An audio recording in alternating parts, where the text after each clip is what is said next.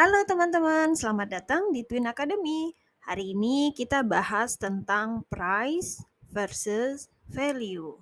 Harga atau nilai. Nah, ini konsep yang penting banget di dunia keuangan. Nah, konsep ini penting untuk kalau kalian pernah dengar tentang istilah valuasi, entah itu valuasi saham, valuasi aset, valuasi tanah, atau valuasi jenis aset apapun itu. Konsep price versus value ini menjadi penting dan relevan. Nah, menurut Warren Buffett, price is what you pay, value is what you get. Jadi ada alasan kenapa perusahaan melakukan valuasi. Karena mereka percaya harga yang ada di pasar itu tidak sepenuhnya mencerminkan nilai yang ada dari suatu aset. Jadi ada mispricing, ada perbedaan konsep harga. Jadi harga di pasar belum tentu mencerminkan nilai sesungguhnya dari suatu aset. Bisa jadi aset itu dalam kondisi under value atau oh ternyata harganya kemurahan di pasar sebenarnya value yang didapatkan lebih tinggi dari itu. Atau bisa juga sebaliknya, harga di pasar udah terlalu mahal padahal value yang didapat itu lebih rendah. Atau bisa jadi sama, fairly value. Harga yang tertera di pasar adalah value yang kita dapatkan dan tidak ada perbedaan atau mispricing di sana. Jadi kenapa perusahaan melakukan valuation? Karena ada asumsi bahwa terjadi mispricing atas suatu aset.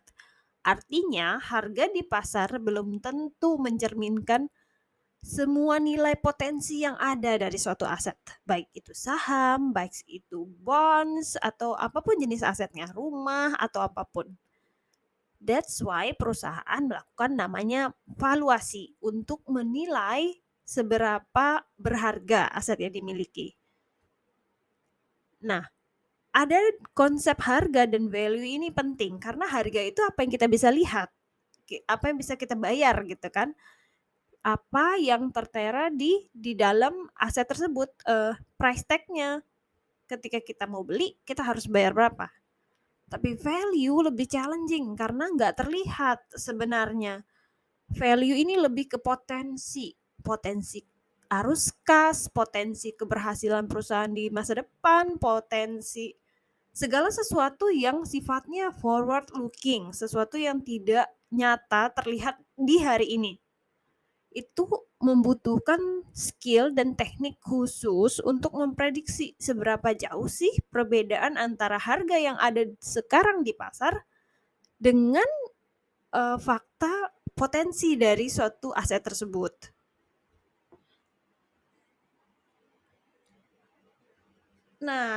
Nah, dalam melakukan valuasi ada 5 jenis value yang dilakukan atau dimiliki, dikonsepsikan, dipersepsikan oleh seorang penilai. Penilai itu bisa jadi appraisal, bisa jadi investor, bisa jadi pembeli, bisa jadi siapapun.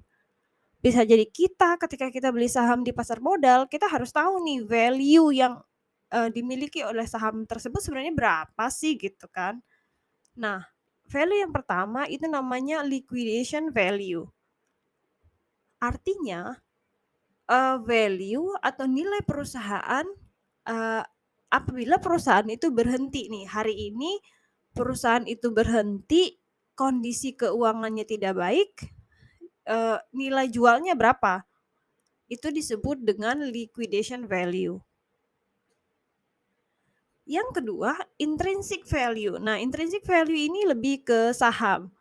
Ya perbandingan dari, harga saham dengan nilai intrinsiknya, itu yang kita bandingkan untuk menentukan apakah satu saham itu under value, fairly value, atau over value. Nah, nilai dari suatu saham itu, proyeksi dari cash flow-nya atau proyeksi dari dividennya atau apapun metode valuasinya, itu disebut dengan intrinsic value.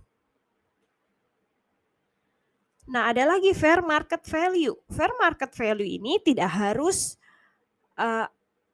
pasar saham, tapi, nilai yang disepakati oleh penjual dan pembeli, di mana penjual dan pembeli ini sama-sama memiliki informasi yang sama terhadap aset yang akan dinilai.